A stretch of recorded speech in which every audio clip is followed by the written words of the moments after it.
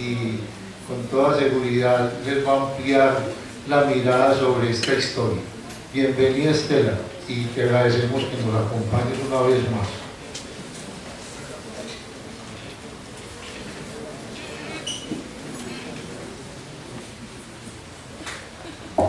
Buenos días. Mientras la profesora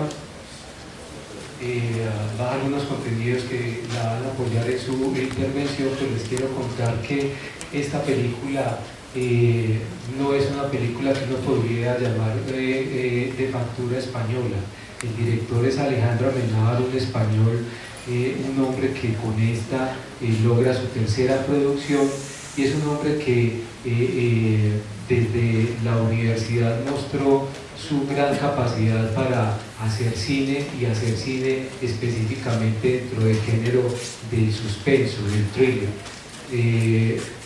Su primera película como tesis de grado se llama justamente Tesis. Después de esa película, con el gran impacto que causó a nivel internacional, pues logra la financiación suficiente para hacer otra película que logra llamar la atención de Tom Cruise como productor. Ustedes sabrán que Tom Cruise no solamente como actor tiene un gran peso dentro de Hollywood, sino que tiene un gran peso como productor. Tiene una compañía productora que invierte muchos millones de dólares buscando guiones y buscando producciones a nivel internacional en las cuales intervenir.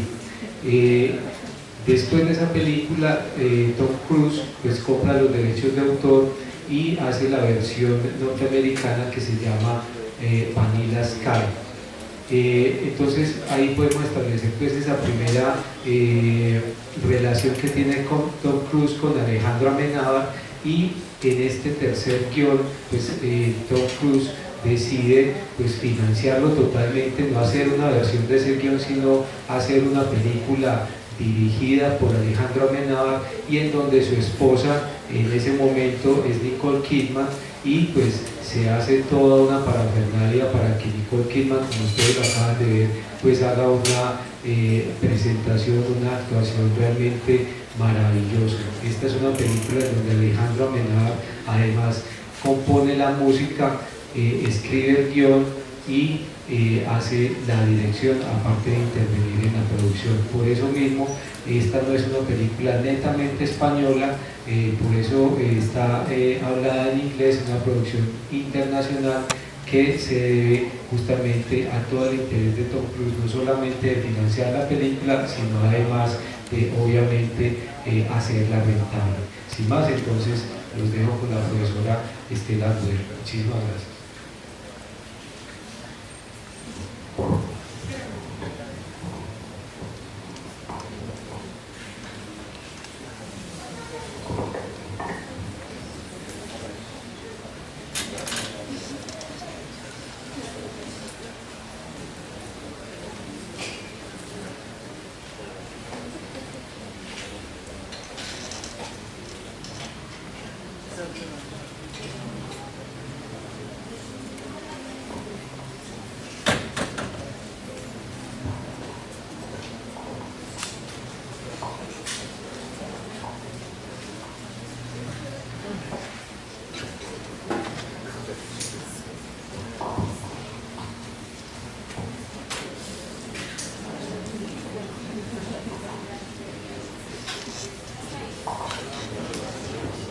Buenos días.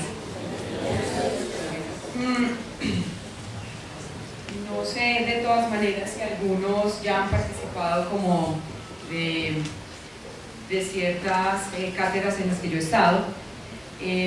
Para mí sí es importante un poco hablar de cuál es mi metodología, porque sé que muchos otros compañeros, colegas que han estado aquí se debaten entre el guión, aspectos técnicos y lo que tiene que ver directamente con la temática o con la afectación de la película y su tema y el público. Pero yo realmente digamos que me traslado a otros asuntos. e intento hacer lo que se llama dentro de la filosofía y dentro del campo de la hermenéutica una interpretación, una comprensión en términos de lo que se me presenta y de aquello que puede ser sentido, visto o develado o esclarecido. Entonces podemos tener una interlocución también de la película, o ustedes de lo que yo voy hablando empezar a conectarlo, pero yo me traslado hacia ese otro asunto que tiene que ver con el miedo, y un aspecto que para nosotros es puntual, la dinámica en este momento que nos aborda aquí y ahora, muy desconocido, ese campo de la paz y el posconflicto, y que pienso yo que el asunto mediático ha sido algunas veces perverso y otras veces lo suficientemente pedagógico. Digamos que hacia allá me quiero yo como ir yendo, y siempre digo yo, esto es un cuento y ustedes me pueden preguntar, pueden interrumpir, y es un cuento válido. No voy a decir que sea falso o que sea verdadero o que sea bueno o malo, ¿sí? Eso ya es un asunto precisamente de ustedes como sujetos que interactúan, que escuchan y que pueden también legitimar y validar sus discursos. Bueno, ya me di cuenta que no se ve. Miren, allá, antes de sacar dice nos, aquí dice nos otros, ¿ya? Nos otros.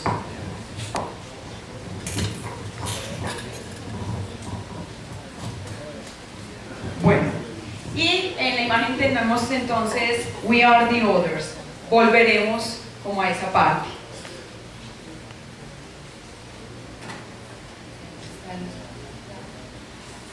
Un momento. Esto es lo que necesito. Aquí. Espérenme entonces. Listo, empiezo. No se ve. Los otros. Bueno. Comienzo con esta frase que es una afirmación y mi discurso irá en torno a ello. Intentaré legitimar por qué es una afirmación y entonces al final podremos discutir al respecto, ¿sí? Yo considero que esto es decir, algo que nos hace falta realmente en una auténtica comunicación es el disenso. No tenemos por qué estar en consenso, sino escuchar por qué el otro legitima su discurso y desde dónde, y en esa medida creo que ahí sí surge la auténtica comunicación. Entonces para mí sí es importante el debate, o sea, yo los invito al debate. Todos somos terroristas porque todos alimentamos el miedo. Voy a explicar qué sería entonces eso de terrorista y qué sería entonces eso de miedo. Les repito, mediáticamente no tenemos las condiciones necesarias para comprender. Podemos explicar, pero no comprendemos exactamente qué es eso.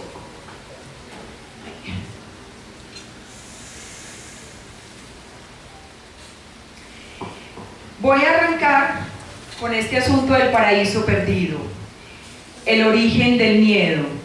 Voy a tratar de explicarlo para que ustedes lo puedan comprender. ¿A qué me refiero yo con eso del paraíso perdido? Esta es una de las imágenes más extrañas y extraordinarias porque es del año 1500, ubíquense. 1500, principios ahí de Renacimiento, estamos, eso es lo que se considera entonces ahí un poco finales de Edad Media, principios de Renacimiento. En ese 500, ese 400, el Bosco, que es el autor, el Jerónimo Bosco, pinta esta imagen. Es un tríptico, o sea, 3 partes, que se llama el Jardín de las Delicias. Este es el Edén, el Jardín del Edén. ¿Qué es el paraíso perdido? Esto es una interpretación, como cientos de las que hay. Éramos uno, éramos perfectos.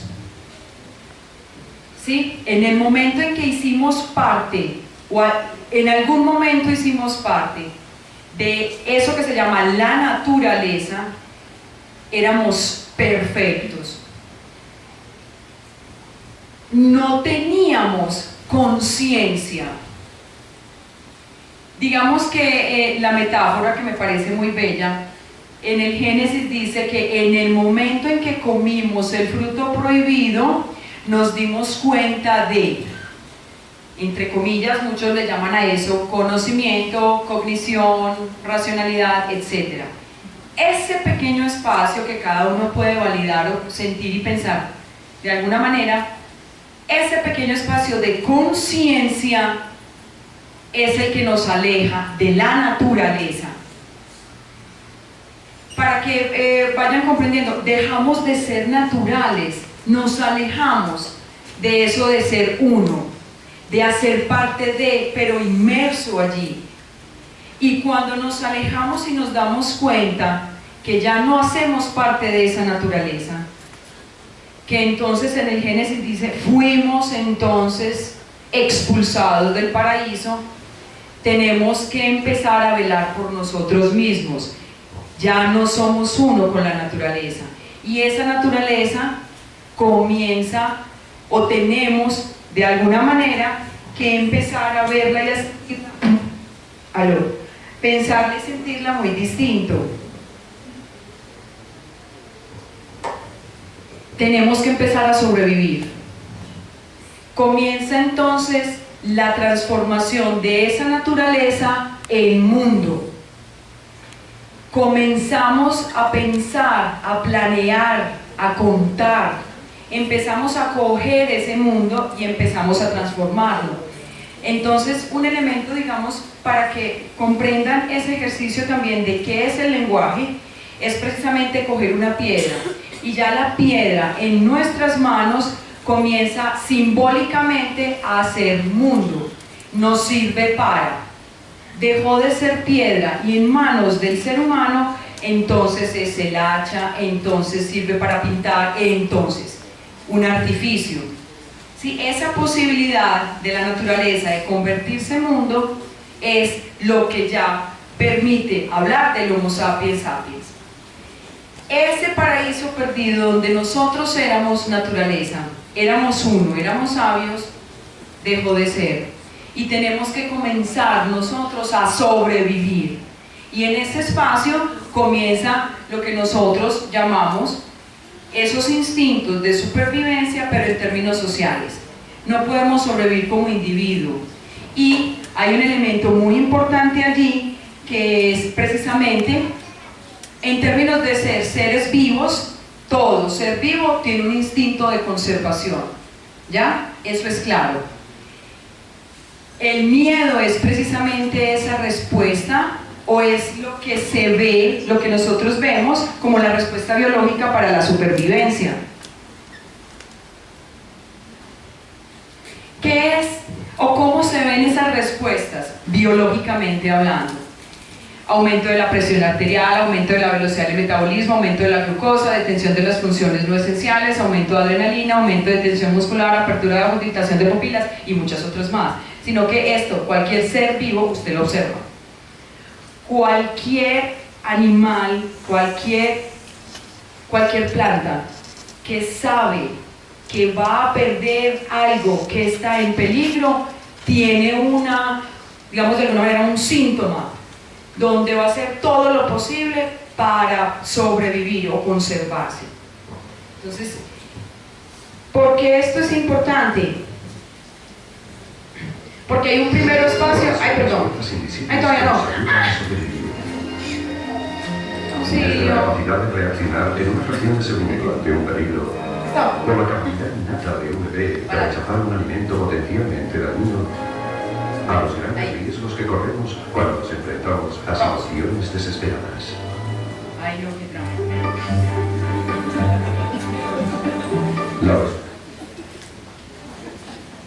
Bueno, entonces, todos estos elementos es para decirles que como seres vivos tenemos un instinto de supervivencia. Entonces, ahí seguimos siendo parte de la naturaleza. ¿Qué es lo que me va a permitir a mí demostrar que ya no estoy dentro de ese asunto de la naturaleza, sino en el mundo? La conciencia de la muerte.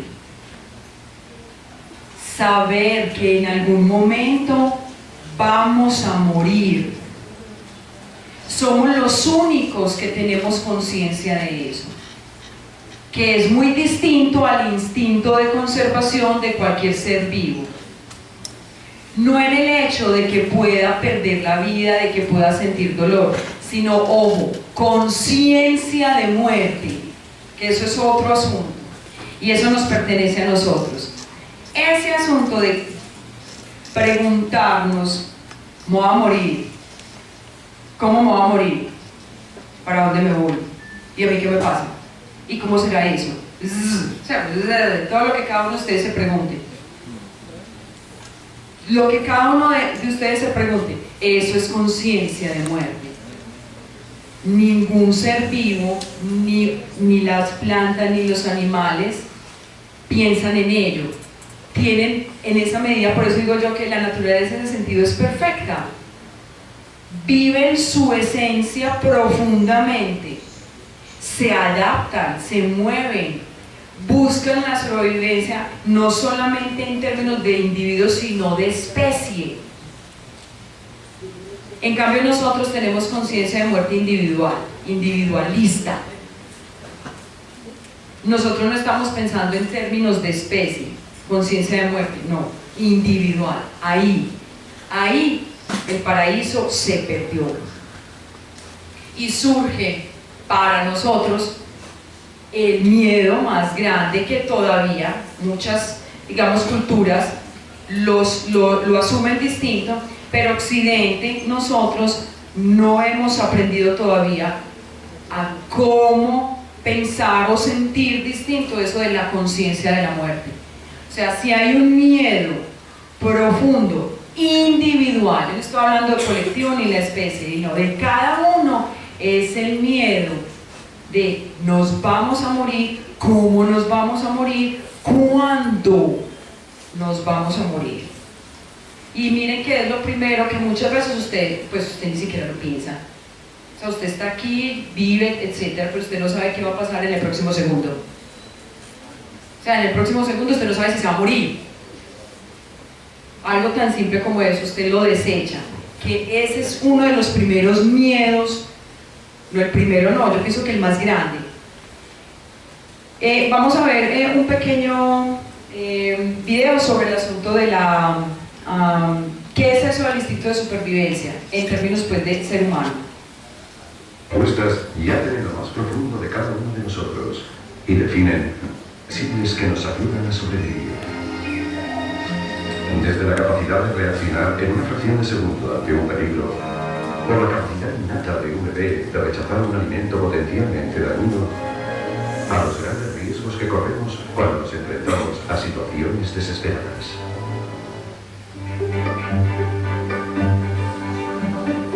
Las respuestas yacen en lo más profundo de cada uno de nosotros y definen lo que significa ser humano. Esta es la historia de nuestros extraordinarios instintos y de por qué nos comportamos del modo en que lo hacemos. Y nuestro viaje comienza no aquí, en nuestro adaptado mundo moderno, sino aquí, en la vasta inmensidad de la sabana africana.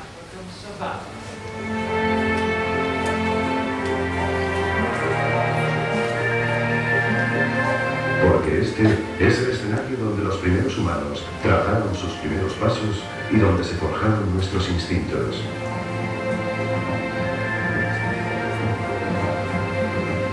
Este es un viaje pionero. Por primera vez, estamos empezando a entender las bases de nuestra conducta, nuestros instintos humanos.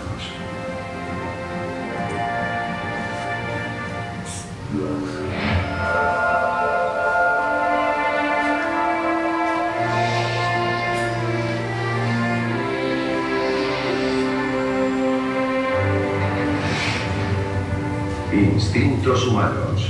Supervivencia.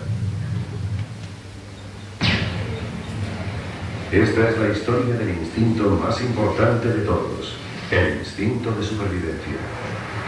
Descubriremos cómo cada uno de nosotros posee un arsenal de instintos que nos protegen del peligro, incluso cuando apenas somos conscientes de ello. Y nuestra historia comienza en el momento del nacimiento.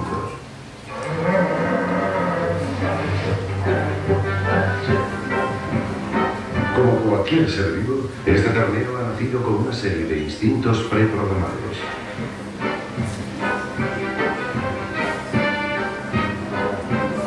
Algunos solo se revelarán a medida que vaya madurando, pero desde su nacimiento, estos instintos están ahí a la espera de poder ayudarlo a enfrentarse a las pruebas y dificultades de la vida.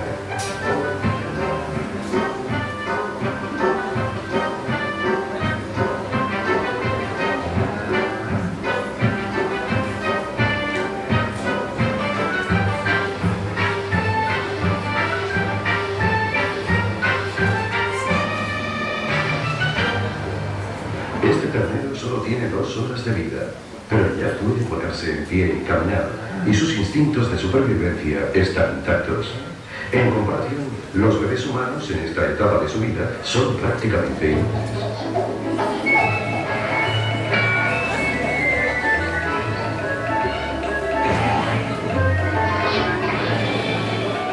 Incluso a los 6 meses de edad, estos bebés no pueden sobrevivir solos, ni siquiera pueden sentarse. De entre todos los mamíferos, los bebés humanos son los más indefensos, y esto se debe a que hace 2 millones de años nuestros primeros ancestros se pusieron en pie y empezaron a andar. A consecuencia de esto, la pelvis femenina se fue estrechando, y a la vez el cerebro humano empezó a aumentar considerablemente de tamaño. De manera que para que la cabeza de un bebé pueda pasar a través del estrecho canal pélvico, el bebé tiene que nacer mucho antes de que su cerebro esté completamente desarrollado. El resultado de esta compensación en el proceso evolutivo es un bebé sumamente vulnerable, nacido antes de tiempo,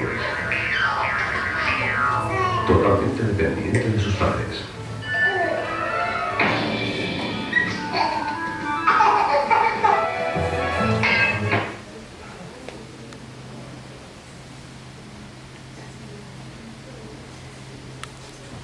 Entonces, miren de alguna manera cómo precisamente las especies, cualquier otra especie, puede sobrevivir desde el nacimiento. Nosotros no. ¿Por qué? Ya vieron la respuesta.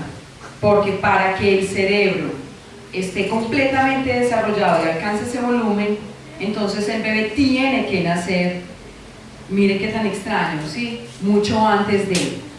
Entonces, hay una de las más grandes diferencias que hay en términos de supervivencia de nosotros y de la naturaleza. Hemos hablado de este pedacito.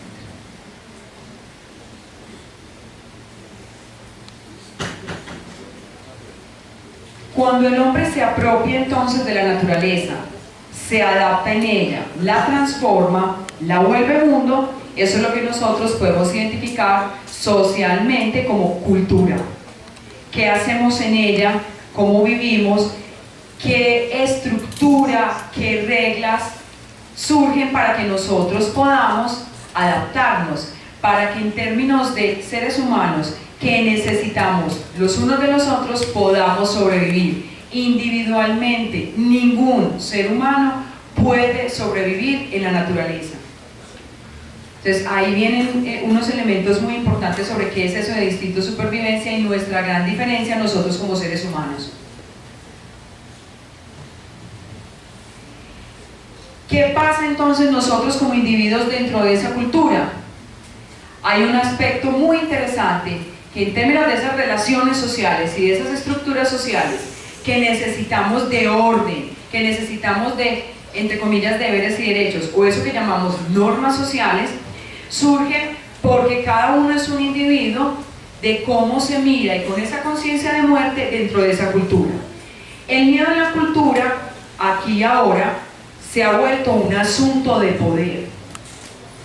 ¿Sí? Todos estos elementos, porque somos cada uno, un individuo, vamos a volver, digamos, a escenificar, vamos a hacer unas puestas en escena de cada uno dentro de esa cultura. Para poder controlar a todos nosotros, en términos de masa, lo que tienen que reventar en cada uno de nosotros es esa conciencia de la muerte, ese miedo de cada uno. Y la única manera para hablar de eso que se llama control en la cultura, tiene que ser un asunto de poder. El miedo en la cultura se ha vuelto un asunto de poder, y eso es, de alguna manera, lo que hemos vuelto, o ya, habiéndonos alejado de esa naturaleza y nos quedamos como somos en ese mundo, lo que surge son puros artificios, construcciones imaginarias que tienen que ver con esa conciencia de muerte, precisamente para podernos controlar. Eso es lo que yo llamo el artificio. Todo es un artificio de control y de poder. Los temores son los mecanismos para hacernos débiles, ignorantes, sumisos o esclavos. Y la ignorancia, por ejemplo, la ignorancia es de los elementos más puntuales de nuestra cultura. La ignorancia, ¿sí? Entonces, mientras más ignorancia haya, más fácil hay la posibilidad de inventarse un artificio para yo tirarlo a esa masa y que cada individuo crea en él. Los temores son las estrategias, las técnicas, los artificios que aquellos que abusan del poder se inventan, y nosotros, por ignorantes, caemos en ello.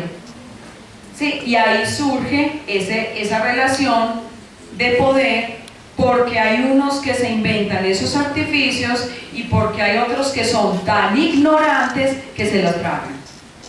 Y son tan ignorantes que creen que es la verdad y lo vuelven la razón y entregan todo, su corazón, hasta su dinero, a esos otros, para que entonces tengan la posibilidad de darnos lo que nosotros creemos que es la verdad y que nos alejen de la conciencia de la muerte. Muchos de esos artificios tienen que ver con la salvación. Yo pienso que ya me están ahí algunos entendiendo de qué voy hablando y qué voy diciendo. Yo quiero ser respetuosa, entonces no voy a dar ejemplos puntuales para que no me regañen. Bueno, las supersticiones, las ideologías, los fundamentalismos, y en eso sí soy muy puntual. Yo no dije las religiones, dije los fundamentalismos. Es decir, esos artificios que dentro de la religión se sacan y dejan de hacer parte de las posibles, digamos, de los espacios de creencia y de credibilidad de los sujetos en términos de fe, y los utilizan, ¿cierto?, para hacer cosas extremas. Yo estoy hablando no de la religión, sino de los fundamentalismos religiosos, los extremos, ¿ya? Construyen el miedo colectivo. Eso es el principio del terror. El miedo existe en nosotros como individuo, y el mayor miedo que tenemos es nuestra conciencia de morirnos. En esa conciencia de morirnos ya existe la posibilidad de control. ¿Qué son los temores? Las estrategias que un personaje, ahí llamémoslo, ¿cierto?, entre comillas, un personaje malo, piensa, maquine, se invente para poder tirar eso al imaginario colectivo y que la gente lo asuma como la razón y la verdad. ¿Ya? Entonces es ahí cuando eso se vuelve referente en cada uno de nosotros, y como todos nosotros no vivimos solos sino en comunidad, lo hemos vuelto imaginario colectivo. ¿Sí? En esa medida, cuando todos piensan eso, es que surge el principio del terror. ¿Sí me están entendiendo la línea? ¿Sí van conmigo? O sea, vamos pues como, porque me parece importante que comprendan qué es el miedo, qué son los temores, qué es el temor y qué es el terror. También me parece importante esa línea. Entonces, ojo que en el momento en que no entiendan, por favor pregunten, ¿sí? o asuman o digan algo, no hay ningún problema. Gracias por su atención. Usted no se imagina, gracias. A usted sí. No, el de atrás. Muchas gracias. Usted sabe por qué se lo estoy diciendo, ¿cierto? Eso me parece, usted solito está haciendo que esto sea para mí importantísimo. Usted sabe por qué, ¿cierto? Lo demás yo lo ignoro, a mí no me importa. Yo le agradezco lo que usted está haciendo. Muchas gracias. Sí. Entonces, vuelvo. Listo, ojo pues, ahí estamos.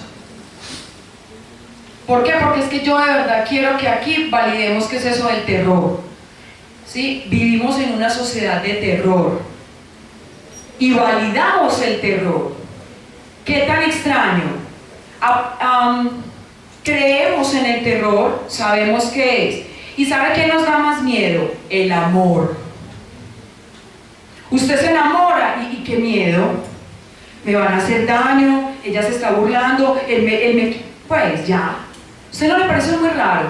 Usted en televisión ve guerras, muertes, ve el amarillismo de que hubo, la violaron, la desmembraron, lo mataron, lo captaron, y usted, ay, sí.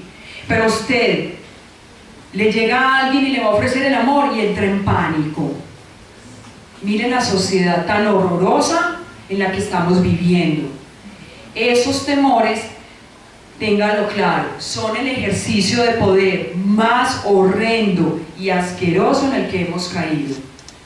Le tenemos miedo al amor, lo volvemos lo peor, pero el terror, hablamos, lo pensamos, y algo que nos debería dar vida y alejarnos de la conciencia de la muerte, eso sí, lo alejamos.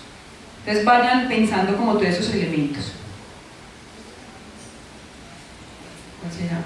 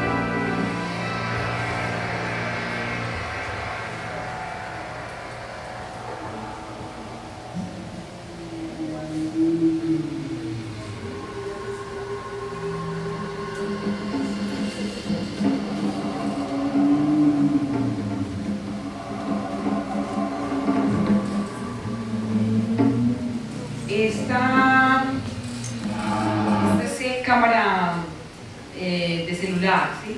Que me parece pues como importante ver como ese asunto. Eso de las torres cambió radicalmente el curso de una historia. ¿Para dónde íbamos en esa historia? No sabemos, ¿sí? Es como la física cuántica que dice que en el momento en que una partícula ha decidido saltar allá y no allá, por allá se fue. Y si hubiera saltado para allá, esa es otra historia, ¿sí? Y entonces la historia sería distinta y ese futuro sería distinto. Y mediáticamente no hubo principio de terror allí, sino es gracias a los medios. Porque en el momento mismo en que acontece, comienza en vivo y en directo. Entonces, millones de personas nos conectamos a mirar lo que estaba aconteciendo mientras usted estaba sentado en un escritorio, mientras usted se iba para el trabajo, etcétera, etcétera, ¿sí? Empieza en televisión, en todo el mundo, a mostrar esto. Yo voy a decir algo, pues, maluco, feo, y hasta que no estuviéramos todos conectados, el segundo avión no se estrelló. Pues, asumo la responsabilidad de lo que acabé de decir. Listo. porque es que pudieron ser los dos al mismo tiempo, pues no sé, o sea, yo voy a decir eso, asumo la responsabilidad. Hasta que no estuvo todo el planeta conectado, no se estrelló el segundo avión. Yo pienso que es sensato, pues, en esa medida lo que estoy diciendo. Ojo, ¿qué acontece allí? Terror. La estrategia extrema para poder generar en el imaginario colectivo planetario la palabra ya no terror, ojo, vuelven ese ejercicio de la naturaleza, de lo que se puede sentir, ese artificio de poder, lo vuelven macro, lo vuelven grandísimo y se lo tiran y se lo culpan a alguien, sabiendo que todos hacemos parte del imaginario colectivo.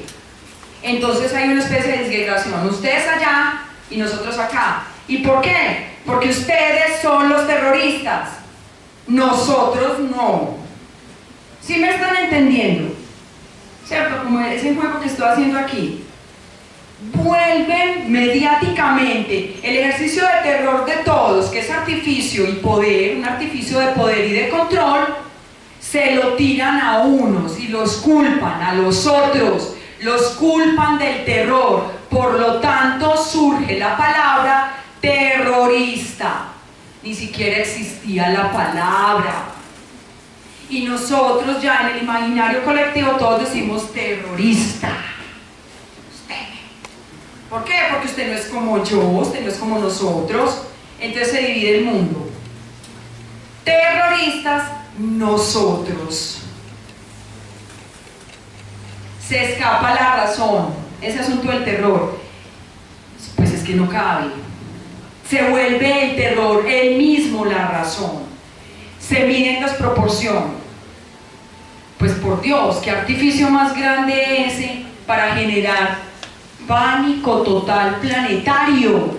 Cambian las políticas macroeconómicas, cambia el mundo, se cambió el curso de la historia con el World Trade Center, porque buscaron la excusa perfecta para acabar con el imperio islámico, porque como no habían podido con él, asumo la responsabilidad de lo que estoy diciendo. Se alimenta la culpa, y como existimos en términos de fe, cual sea la religión, no es el asunto, ¿sí? Entonces hay pecado. Unos funcionamos en términos de la culpa, otros funcionamos en términos del pecado. ¡Perfecto! Pues, qué cosa tan prodigiosa, qué maquinismo tan perfecto, la estructura perfecta de control del imaginario colectivo. Y eso se convierte en paradigma. Nosotros, que somos capitalistas, que somos católicos, ¡ay, somos buenos! Ellos, que son musulmanes, que son distintos, que son los otros, hay que tener mucho cuidado. Son terroristas en todas partes del mundo. Y si no, miren el último asunto que hay que estudiarlo, ISIS se llama, ¿verdad? ¿Cómo es? Pero ¿cómo es el Estado Islámico? Estado Islámico. ¿Quién había hablado de eso? Pues además que ellos son Estado Islámico, pues obvio, pero ¿cómo es que lo vuelven? ¿Cierto? Los generan, hay un nuevo movimiento, y antes eran los talibanes, ¿se acuerdan? ¿Quién habla ya de los talibanes? Yo ya no, el Estado Islámico, mediáticamente. Entonces usted, sí, terroristas, el Estado Islámico, y le empiezan a mandar los talibanes, y antes eran los talibanes, antes era Osama Bin Laden, antes era Hussein, antes era el Khomeini. Ya vamos en el Estado Islámico. Cuando me refiero a que se convierte en paradigma, es que se impone.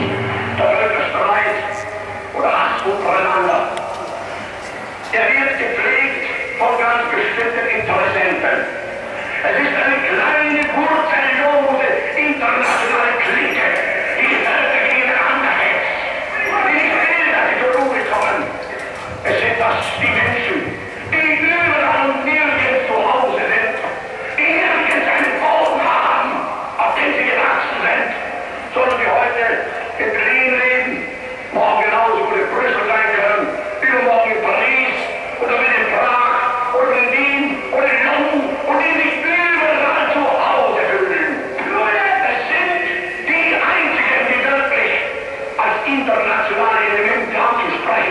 weil sie überall ihre Geschäfte betätigen können.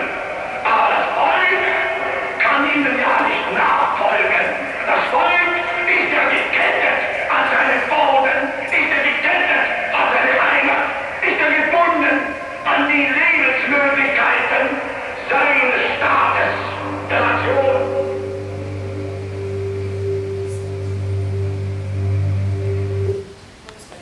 ¿Cómo les parece ese discurso? ¡Qué personaje! ¡Ay, no, niño! Durante casi 2000 años, el libro de ¡No me vuelva así!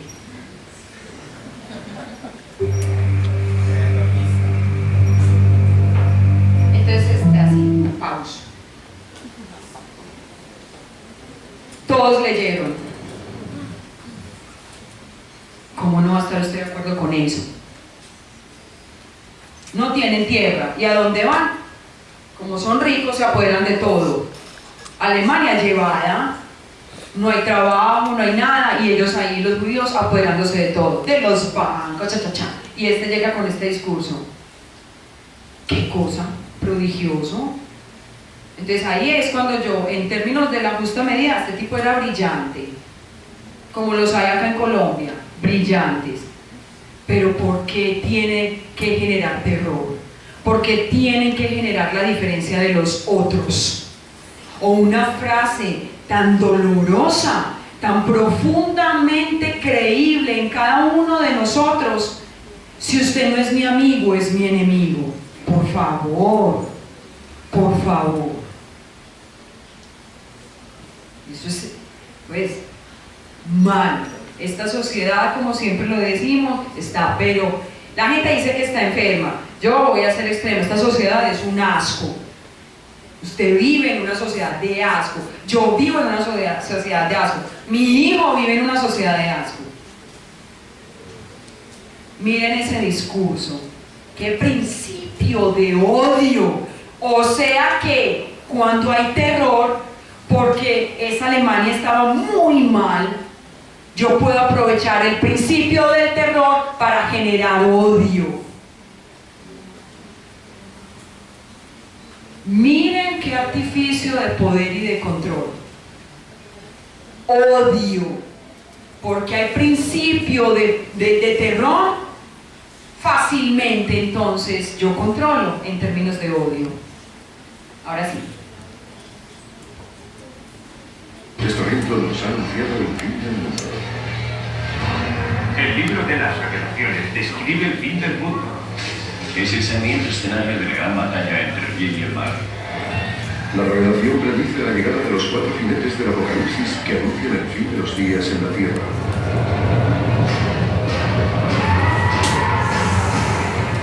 Veremos la llegada de un líder malvado o anticristo. Es el mayor timador que ha existido. La enfermedad, Las plagas matarán el 25% de la población mundial. el hambre, La gente empezará a pasar hambre. Y eso durará unos 25 años. y una guerra mundial nos llevará al juicio final. La guerra del Armagedón nos llevará a un mundo primitivo de violencia, sangre, destrucción y guerra nuclear. La ciencia y las profecías se contradicen. Podríamos sufrir una pandemia mañana. Hay muchas cosas que podrían empeorar la situación muy rápidamente. Los ciudadanos preocupados se están preparando. Tengo un botiquín médico quirúrgico. Y la Biblia habla de esto. El Génesis fue el comienzo. El Apocalipsis es el fin del mundo.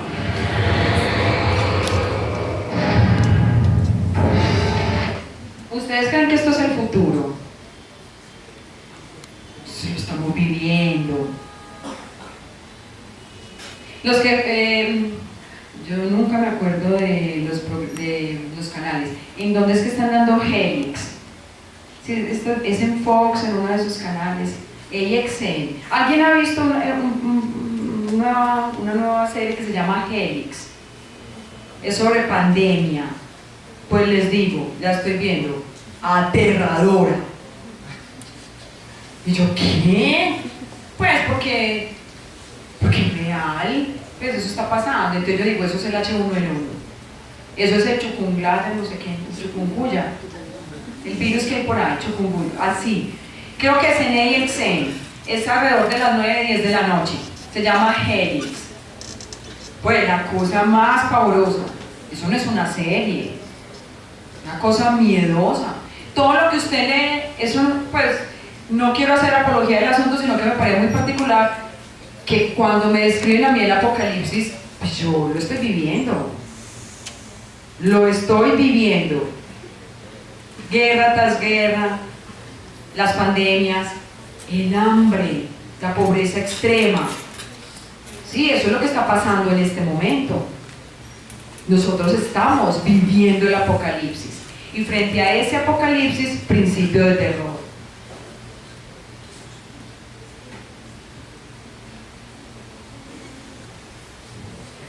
Por eso vuelvo. Todos somos terroristas porque todos alimentamos el miedo. Desde lo más simple, ¿sí?, como la corrupción en nuestro país, hasta lo más grande, que es precisamente el odio.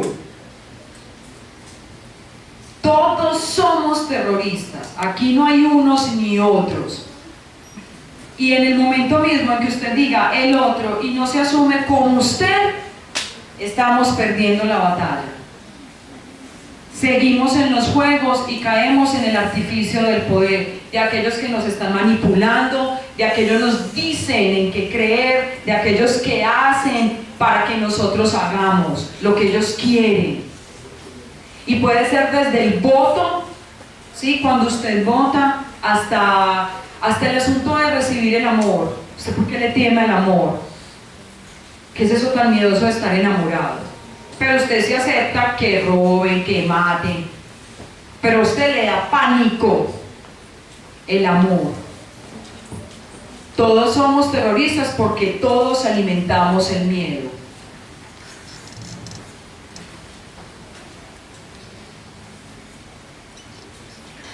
Aquí vuelvo a la película, aquí este es el pedacito, cuando yo vuelvo a la película, ¿sí?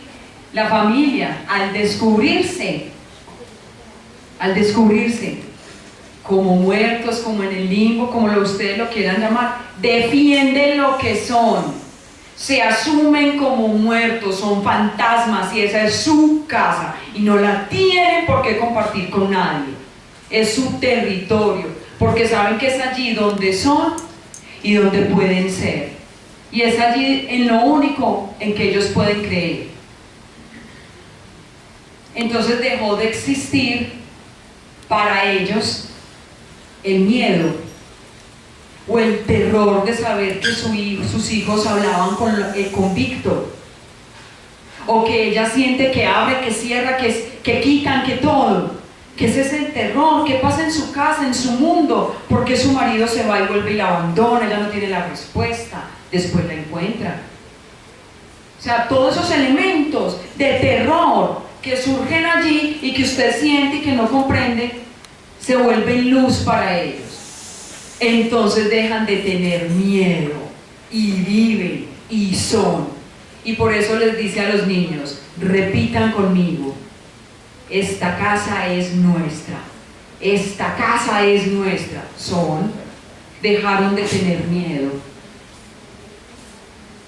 Piense usted en qué momento debería de decir esa frase frente a lo que usted necesita. Hay que dejar de tener miedo, hay que dejar de ocultarse, hay que tratar de entre comillas, ¿cierto? Digo yo, ser bueno, legitimar lo que es válido.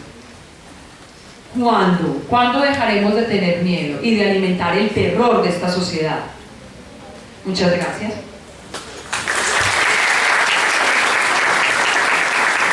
Si alguien quiere decir algo, si alguien quiere preguntar, si alguien quiere discutir, estoy abierto como o los que quieran, no hay ningún problema. Los demás se pueden ir. Si se pierde la conciencia de muerte, se pierde completamente el miedo. Y voy a llegar a un extremo. Cuando eso se pierde, adivine qué es lo que la gente hace. Cuando la gente pierde la conciencia de muerte, ¿qué es lo que la gente hace? No. A ver. No.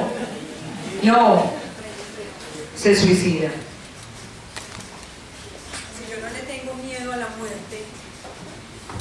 Si yo no le tengo miedo a la muerte, si yo me he derrumbado, no tengo instinto de conservación, en mí no hay la posibilidad de ese miedo o de ese futuro, no hay conciencia de muerte, la gente se suicida.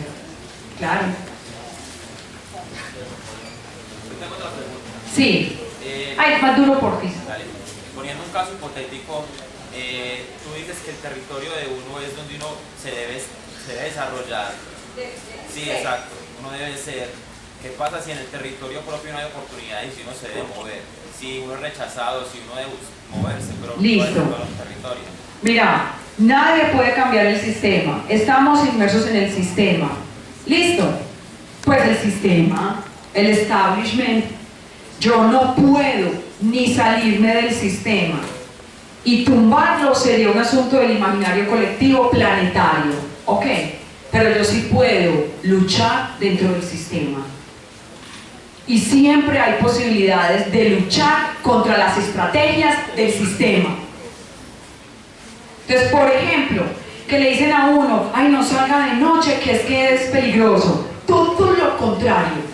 Cuando la gente está en la calle, cuando la gente se apodera de los espacios públicos, es que hay seguridad. La gente cree que porque estamos encerrados, estamos seguros. No, señor. Mire, por ejemplo, eso. ¿Sí ven? Eso es luchar contra el sistema. Ese tipo de cosas. Luchar contra el sistema. Cuando usted le llega un comunicado por internet que dice el día, tal hora, no sé qué, apague el celular. Tenga la plena certeza que si por lo menos fuéramos 300 millones de personas las que hiciéramos eso, se les caía el control de las telecomunicaciones. 300 millones de personas dejando de generar miles de millones de pesos. Esas son las luchas dentro del sistema, porque usted no puede tumbar las telecomunicaciones, pero usted sí puede luchar con eso. Es ese tipo de asuntos. Entonces ahí usted deja de sentirse esclavo sumiso de esos temores, ¿sí? En usted no habría principio de terror, claro.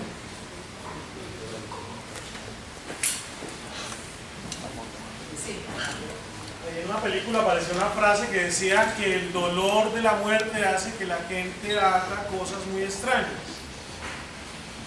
Actualmente, ¿cierto? Y el dolor de las víctimas del terrorismo, pero no en ese terrorismo creado, imaginado y pensado, sino de ese que nos han ido inyectando. Por ejemplo, en nuestro país, en nuestra historia, nos han hablado de unos terroristas que nos lastiman, que nos hacen daño. Sí. Pero hay un terrorismo de Estado también que victimiza también. Entonces, eso que dice esa frase, el dolor ante la muerte, ante lo que yo pierdo, ante lo que me arrancan, genera ciertas cosas extrañas. Eso de lo extraño podría hacerse lectura, porque son esas respuestas alternativas. En eso de la psicología, mira que da respuesta muy bonito. Entonces hablan de desplazamiento, de catarsis, ¿cierto? Como una cantidad de líneas, y que eso se genera igualito en el imaginario colectivo. Y si nos ponemos de acuerdo para protegernos o para vengarnos, para calmar ese dolor. Sociedades como las nuestras no nos calmamos, nos vengamos. Pero algunos resisten. La resiliencia y la resistencia hacen parte de las medidas que también nosotros optamos como sujetos libres de pelear contra los temores, de romper los ciclos, de luchar contra el sistema. Claro. Ahora, escuchando esa frase que usted repetía de la película, esta es nuestra casa. Sí. Ahora nos han puesto en una campaña de yo soy capaz. Sí. ¿Y ya leyeron quién es el líder de eso? Sí. Pero eso la gente no lo sabe. Entonces, un manipulador, más teso, un tumbador. Entonces uno podría decir, bueno, yo soy capaz de exorcizar el miedo, o de qué sería capaz, porque en la película aparece una manera de exorcizar eso. Y lo más bonito es dejarle a cada uno, ¿cierto? A usted, ser libre, porque no es la imposición de yo soy capaz de, sino ser libre. de decir yo soy capaz, soy libre de, y pienso que ahí es el primer ejercicio que esta sociedad no tiene y que no nos educan para ello. No nos educan para ser libres, para tomar las decisiones que se deberían tomar para no tener miedo. Ser libre, para mí, pues es la opción. Señor. Yo creo que el problema fundamental es el concepto de la culpa. Yo creo que lo manifestaste al principio en la diapositiva. No solo la película y la propuesta estética que hace el director, sino el concepto básico de la culpa, que es el que nos monta en la historia del Señor de la Muerte. En la obra de José Saramago, Intermitencias de la Muerte, es muy bacano que Saramago dice, no es que la muerte se mamó de matar. Sí. Cuando la muerte se mama de matar, entonces ¿cómo hacemos con los que no se pueden morir si tienen que morir? Entonces se rompe el miedo, se rompe la culpa y se trafica con el deseo nuevo de querer morir. Y trayendo, pues, en estos días estuvo Menich, es una obra muy buena. En estos días estuvo Menich acá, Giancarlo Menich, y él habla de la filosofía de la finitud, o sea, lo importante es reconocer los finitos y lo fundamental es en ese tránsito pequeñito de tiempo en el que nos toca vivir, cómo lo vivimos de mejor manera. La libertad para asumir esa finitud. Rompiendo el esquema de la culpa. Claro, sí, de eso se trata. Ese texto es maravilloso, Intermitencias de la Muerte. Es una cosa maravillosa. Un juego de la muerte muy solamente de Saramago. Sí. Hay muchísimas gracias y espero pues que el discurso les haya gustado. De eso se trata. Hasta luego.